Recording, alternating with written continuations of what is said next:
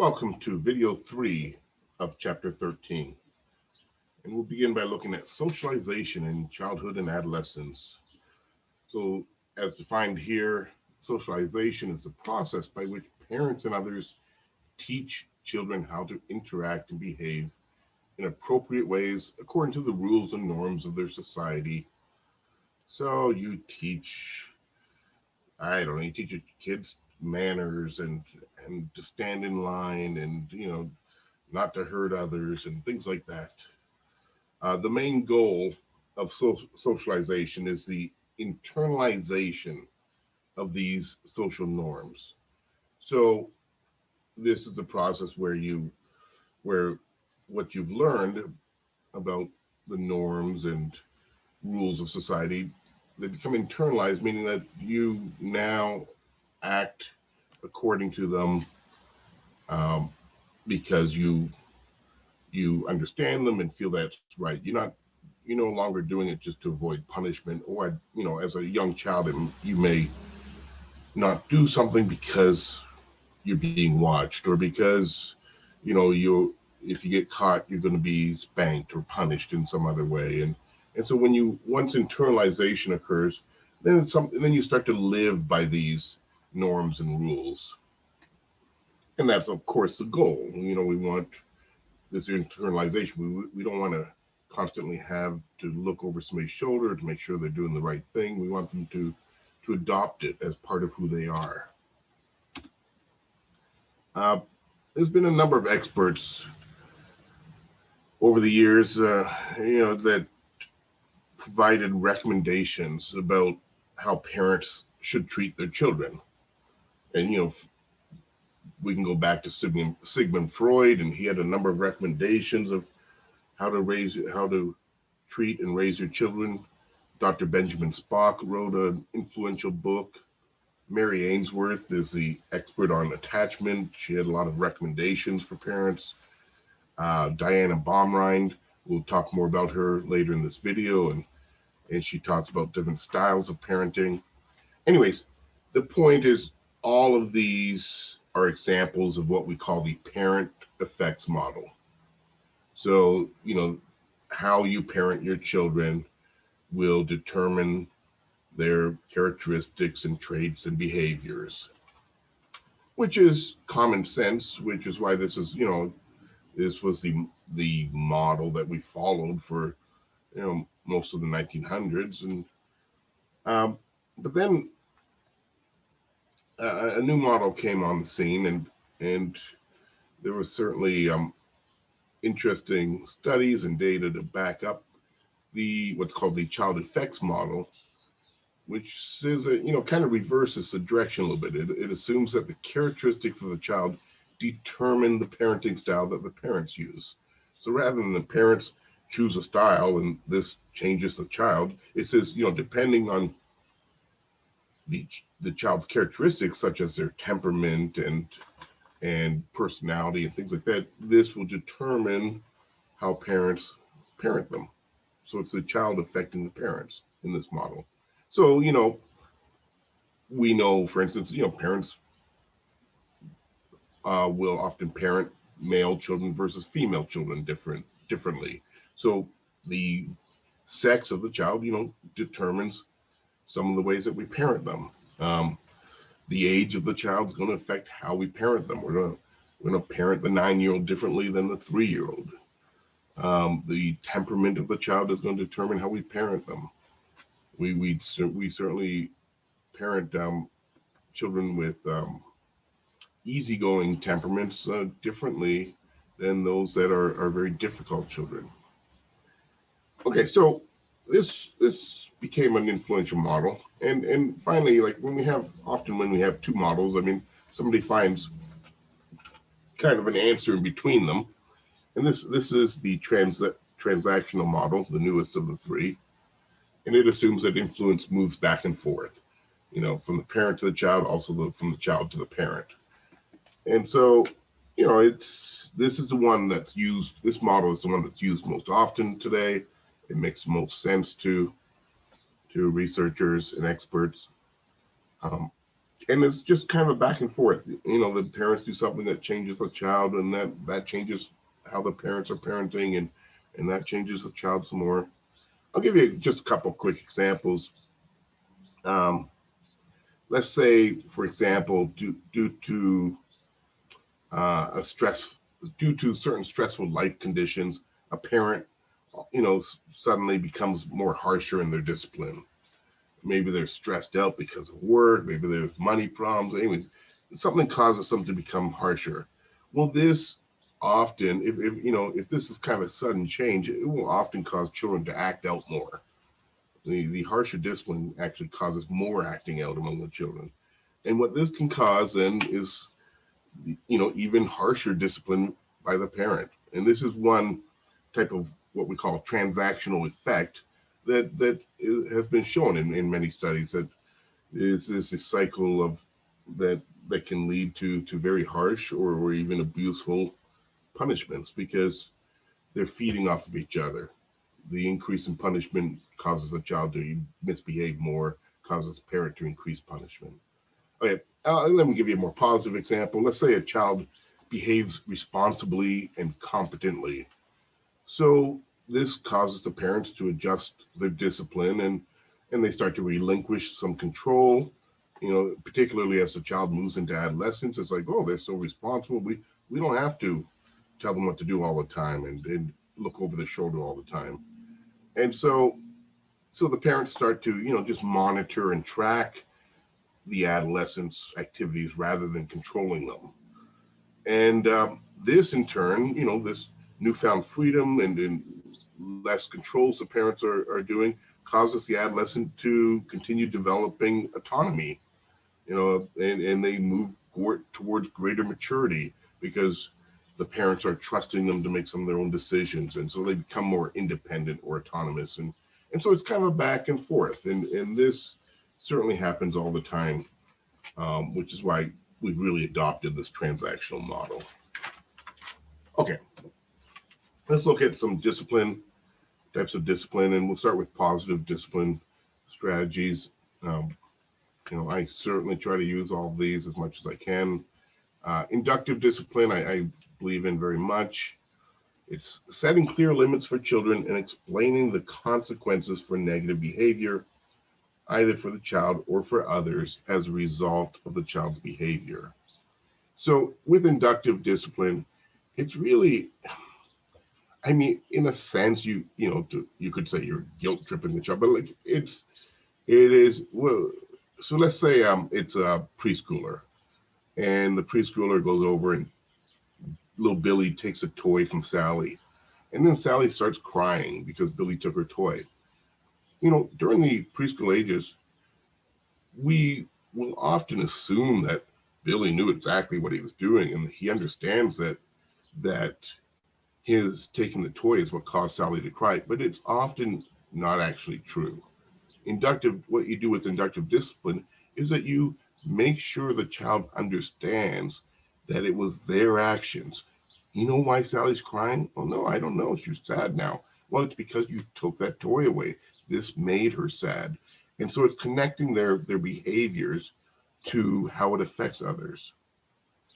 And this is often much more effective than simply spanking the child or giving them a timeout or something. It's a teaching form of discipline. Let me give you another example, one that I like to use for adolescents, because a lot of you were recently adolescents. So, imagine you've got a curfew. Many adolescents do. You're supposed to be home by a certain time at night, and you run really late one night, and you don't call home, and you're going to be in trouble, and so you could come home and be grounded for the next week or something, or and hopefully that's supposed to teach you the lesson, and it may, but far more effective. Imagine you come home and like most teenagers, let's just say you do really love your mother, and you come home and she's crying. And she's crying and she explains how worried she's been about you.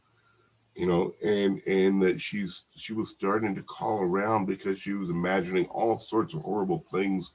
And so she was, was making calls trying to find out where you were, and she's really sobbing and upset. And this is inductive. You may say she's just behaving naturally, but this is a form of inductive discipline. This mother is showing this teenager, this is the effect you had on me. This is what you not calling and coming home late. Maybe you didn't think about it, but this is, you are affecting me. You may be very upset. And I don't know. I think, coming home to a crying mother and she's, and she's not yelling at you. She's just really upset. I think that's much more effective to get a message across. It's like, oh, I'm going to make sure I call home next time. Like rather than just you're grounded for a week. And it's like, okay. Anyways, so inductive discipline, you're connecting behaviors to outcomes, and it can be used, at any age during childhood or adolescence. Although it's, it tends not to work obviously really well with the youngest of children because they don't necessarily understand even when you explain it to them. But it should be started at a fairly young age. Command strategy, and this is tied to relationship maintenance as well. But let me start with command strategy. The child responds to the legitimate authority that the parent has to make requests of the child. So, for instance, it's in the evening, and you say to the child, "It's time to go to bed now," and that is a command. It's time to go to bed, with no overt threats of punishment. So you're not saying, you better go to bed now or you're going to get a spanking, or you better go to bed now or you're going to lose your TV privileges tomorrow. Or rather than tying it to, if you don't do this, there's going to be a punishment. It's just, I expect you to do this because I'm your parent, and it's my job to care for you and look after you. And if you have a very warm and loving relationship, the child will listen to you. Say, okay, yeah, okay, you told me to go to bed, so I'll go to bed now. Or they might present an argument about why they want to stay up, and if you're a good parent, you probably consider it and maybe say, no, you still need to go to bed, or maybe you let them stay up a little longer. But command strategy obviously only works, if you have relationship maintenance in place. So parents create a positive relationship with their child, so they have a greater influence on them. And if there is once again a warm, positive, loving relationship that exists and has been created since the child was born, and the child will be motivated, and not everyone believes it, but the child is motivated to comply with the parents' request. They love their parents. They want their parents to be happy with them. They want their parents to be proud of them. So you ask your child to do something, it's time to go to bed, and they want to comply. Okay, mommy, I'll go to bed now. And he may think of tons of examples where that doesn't exist, or the child's going to argue, or they're going to, and usually if that's the case, it's because there is not a solid relationship in place, or at least, not a strong enough relationship that's been maintained. The secret to having an easy child to raise and not having to discipline them a lot is to just work on the relationship from the time they're born, like I said, and establish this great, loving, warm relationship. And the children will it's amazing how much they will do just to please you. You ask them to do something and they'll just, okay, and they just want to do it because they know it makes you happy. Okay. And that's all positive discipline. It's nothing about, there's nothing about punishments in here. It's because you can parent a child without punishing them. And most people find that impossible to believe, but you really can. Okay. And you might say, what if they do something really bad? Well, you know what? When you do all this right, they don't do anything really bad. They don't want to. They don't see a need to.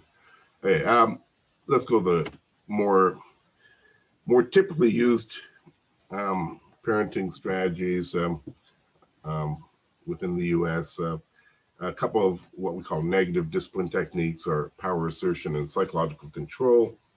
So power assertion is controlling a child's behavior through punishment, physical or not non-physical punishment.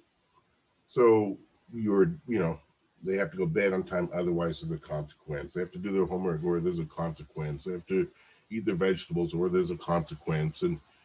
And this is what the child hears over and over and over. And this is the power assertion technique. It's like I I rule here, and you have to comply, or you receive a punishment. And I don't, I just think it really isn't sending necessarily the same kind of message as the positive discipline techniques that I mentioned.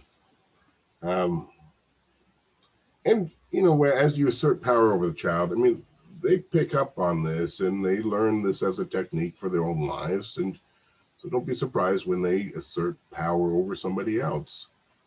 When they want that person to do something, a smaller child, perhaps, a younger sibling, because you basically taught it to them. Okay, psychological control, using psychological emotional manipulation to get the child to comply with what the parent wants. So an example of this would be what's called love withdrawal. You're threatening to withhold your love until the child conforms to your expectations as a parent. And the love withdrawal could include things like you stop talking to the child. I'm not going to talk to you anymore, and because I'm so angry, and until you do this thing. I mean, it's like, so you stop talking to them, or you tell them. In some cases, you might blatantly tell them right now, I really don't love you, and so it's scary for a child to have a parent take away their love from them, to show them at times and demonstrate that they aren't loving them. I really, really don't believe in love withdrawal, and I think it's a poor technique. Um, but if the only goal of a parent is to get children to do what they want, I mean, then they tend to use these negative discipline techniques. These are actually easier techniques to use than the positive discipline techniques. I mean, these ones take some thought. They take the relationship maintenance, which is ongoing. I mean, it inductive discipline. I mean, like you got to put if you're angry, you got to put your anger aside and really kind of work towards it. I mean, these are actually somewhat harder techniques than just simply punishing a child or withdrawing your love or controlling them, in one way or another. Okay, let's go on. 2/3 of the parents in the U.S. say they've spanked their children. This is actually down a fair bit. I mean, it was the figure back in 1995 was 80% of U.S. parents. So it's gone down from 80% to about 2/3 is about 67%. That's a significant drop. But still, it's still certainly the majority of U.S. parents do spank their children. Spanking can be effective at immediately stopping a behavior, which is why it gets used. But it's not an effective way to help children understand how to control themselves in the long run. You're not really teaching them anything. It models aggressive behavior, as I was saying earlier. The children may use similar techniques with others, and it can lead to abuse. And remember, I talked about that transactional effect earlier, that where sometimes physical punishment escalates over time. If the child isn't shown the types of improvement the parent wants. There's really absolutely no evidence that spanking is a positive socialization practice. You are not doing something that really helps the child in the long run. And once again, if the goal is immediate behavior change, and particularly I understand, if there's risk factors and this child has to learn not to run out on the street or something like that. I mean, sometimes, spanking can be effective at immediately, halting that behavior, or to make the child safe or something. But you're not teaching the child. You're not preparing them in a positive way for their in their development. Okay. Diana Baumrind, I mentioned her a little bit earlier. She came up with four parenting styles. She's done a lot of studies in this area, and it led to this theory here, or this representation. Um, Her four parenting styles shown, in the body of the chart there are based upon two major dimensions. You have the acceptive acceptance responsiveness dimension, and this is like, how much do the parents listen to the children, and like, and maybe, listen to them and maybe alter um, what they're asking the child to do, like to give the child some input, like, okay, you can, you really want to choose your clothes, I'll let you choose your clothes today. Like how much are the parents responding to what the child asks of them, um, and how much do they listen to the child? Okay, so that's acceptance responsiveness. Demanding control is the other major dimension. This is, are the parents, setting clear limits and rules for the child to follow. Um, and so based on whether you're high or low on each of these two major dimensions, you end up in one of four categories. Um, I'll just briefly go over these. We we tend to think of authoritative as the best style, in particularly in our culture here. And authoritative parenting is high in both. So you do set rules. You have limits. You have expectations for the child. That they have a bedtime, and they have to do they're expected to do their homework every day. Things like that. But you're also highly responsive, and you listen to the child. So although the child has a bedtime, that night that they ask to stay up later because they, for one reason or another, they need to do a little bit more homework and finish a project. I mean, you're not just saying, nope, this is your bedtime. Like, you listen to them, and if it sounds reasonable, you at times you grant their request, and they learn that, okay, my parent listens to me. I can ask for things sometimes, and the parent's not always going to give in. The parent sometimes will say, no, this is why you need to still, go to bed now, and but it's back and forth. The child feels heard, and will be willing to, um, ask for things at times from the parents. And if we move to the right, we get to authoritarian. They also, set a lot of rules, and have limits, and clearly established limits, but they're low on the acceptance and responsiveness dimension, meaning that these rules, and they tend to be set in stone, and there's you typically, you know, often harsh punishments for the breaking of rules. So this child knows that every night, it's, let's say 9 o'clock is their bedtime, they have to be in bed at 9. There's no reason to even ask the parents. They know it doesn't change, and if they're late, and if they, sneak up and stay up or something, like, they will receive a punishment. And so, this is the kind of the stereotype of this parenting is kind of like military style. It's like, these are the rules, and then it's like in the military, there's very firm rules of conduct and behavior, and there are punishments if you don't follow them, and so it's considered, it's certainly a harsher form of parenting, and you know um, this is going to have outcomes on the child, because children learn that they're not really listened to by the parents, and they often stop. They often clam up with the parents, and will be seen often as shy, in their parents' eyes, and in others' eyes as well. They kind of disengage from communication within the household a little bit. Okay, moving on down to permissive, um, also known as indulgent parenting. So this one is high in acceptance. Permissive parents, really are responsive and loving to their children and listen to them, and but they just don't set rules.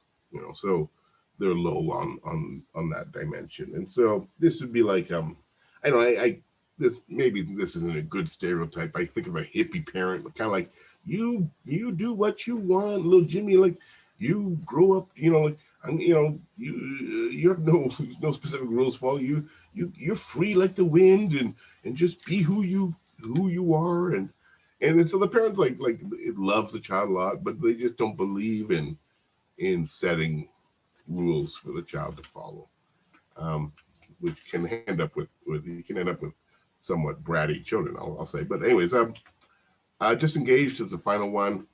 Also, this is sometimes called neglectful, sometimes called uninvolved. So the category gets different names.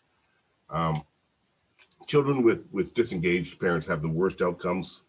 So the parents don't set rules for the child. The parents also aren't really responsive to the child, or accepting of the child. Basically, as it sounds, they're disengaged. I mean, like the parents aren't really having a lot to do with this child. They're not really doing a lot to raise the child. So this sometimes you get disengaged parents if they're have serious mental health issues like depression or something, or you might get disengaged parents if they're some kind of drug or alcohol abusers, and so they're off in their own world doing their own thing. It may be that they have their own interests that come first. Maybe sometimes you get parents that are running a business and their whole lives are running that business, and they have very little time to interact and make rules for the children, or you sometimes also get this with richer parents, and the children, because so the parents actually get disengaged and they hire others to raise a child, like a nanny or certain help in the home there.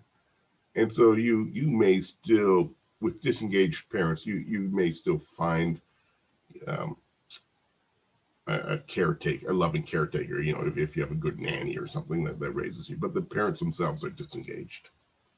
Oh yeah, I want to mention that there's a table in your book, 13.2 on page 528. It looks at the consequences of each parenting style. I'm going to go over them quickly, I guess, here. Authoritative children that are raised with authoritative parents tend to be self-reliant, explorative, and content. Um, Children with authoritarian parents tend to be more discontent, withdrawn, like I was saying earlier, they may become very shy even, and distrustful.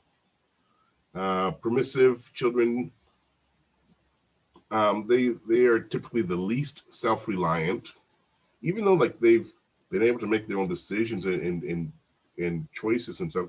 They, because there's been no structure or guidance. I mean, they actually become they become people. When as they grow up, they're people that really can't do things for themselves. Because they've never been guided how to properly do things, make choices, decisions, do behaviors to help themselves. And so they're least self-reliant. Um, they're also the least explorative. They tend to be clingy, and they're the least self-controlled children. They've never had to answer to anyone, so they're, like I said earlier, bratty. Well, this is low self-control. They don't listen. They often don't listen to authority figures. Disengaged category: children raised by disengaged parents often turn out to be angry, defiant, and much more likely to be engaged in some form of problem behavior. They often act out because of the level of disengagement by their parents, and so they're more likely, for instance, to become juvenile delinquents. Um, okay, authoritative tends to be the more effective style relative to other styles. As I was saying earlier, we consider that the best standard. But the effectiveness of different styles is moderated by culture and surroundings. So in certain cultures, it turns out that um, uh, more of an authoritarian style can be used and and still end up with positive outcomes in the children because of the particular culture. And here's a couple of examples, um, just real quick. I'm not going to read all this, but whatever that Chio Shun or whatever in the Chinese culture. I mean, um, they say that the authoritarian style used by parents is more of a training style. They're teaching because it's a in Chinese culture it is very collectivist. So the authoritarian nature of the parenting is about teaching children how to properly fit into society, and to find their place, and that this will help them later. So it's done out of love, not rather than just control. It's done out of love to help the child succeed later. So it may be authoritarian, that might be kind of strict rules and punishments and things, but it is not done just because I'm bigger and stronger than you and you should listen to me. It's like it is done out of love, and so they say it works in the culture like that, where the children have to learn their place. It's expected in the culture. In the Latino culture, we got the feminismo. Okay, I can't pronounce anything like that. Okay, maybe this is just uh, really strong ties to the family system. It's a very important cultural value that you be loyal to the family. You give your family priority over your own needs. So like, it emphasizes the importance of the family unit, and um, more rules within the Latino culture are set by the father, rather than in non-Latino Caucasian culture. You get mothers typically setting rules and running households, but within the Latino culture, they say fathers set the rules, uh, and they say that adolescents are less willing to confront the father about the rules. They've learned this strong family ties, and so when the father says something, they don't. Okay, this is this is something I have to do, and it's associated with good outcomes. So this is like, it can be, the rules can be strict, there can be punishments, but within this cultural system, it works. So these are just a couple of examples where it's more authoritarian styles are used, but it's appropriate for their cultural values, and you do get positive outcomes. Okay. Um, Changes during adolescence and relationships. Increasing autonomy granted by parents is related to increasing maturity, self-regulation, good judgment on the part of the adolescents. So as children move into adolescence, more parents adjust their discipline so that they relinquish some of the control that they used to have. I kind of mentioned this earlier. They replace it more with monitoring and tracking the adolescents' activities, and this is associated with good outcomes. So and this makes sense. I mean, as they're growing up and get older, and they can do more on their own, and they can make more mature choices on their own. So you keep pulling back. This is like example of scaffolding from Vygotsky's theory. Like, you give less support, you have less, you make less decisions for them. You control their behavior less, and with the hopes that and it's done gradually. You don't just like withdraw it all at once. So it's like layer by layer, which is the scaffolding idea. You give them a little bit more freedom. You give them a little bit more, and this is very good for the adolescents. But once again, you're still monitoring and tracking them, meaning that you're not just letting them run loose and wild and do everything on it. Like, you still want to know, hey, who are you hanging out with? Who are your friends? Where are you going? Like, you still kind of keep um, you still monitor and track their behaviors and their activities, and without controlling them. Increased emotional and physical distance between teens and parents, but they still remain close. Um, and this is this distance is very typical in adolescence. Many parents wonder what happened to the close relationship they had with their child when they were in the childhood years, and now they're at adolescent, and they're moody and they don't listen, and we don't talk as much. And then, anyways, um, this is unfortunately considered normal. That there is more distance because teens are turning more to their peers for emotional support. So things that they used to come to the parents, they now go to their friends for. Things that they used to disclose to their parents, they often now disclose them to their friends, and this is natural. This is natural, and parents something that parents should expect. It doesn't mean that there's that there's love lost between the adolescent and the parent, but they are going to pull away a bit. This is part of them establishing their own identity.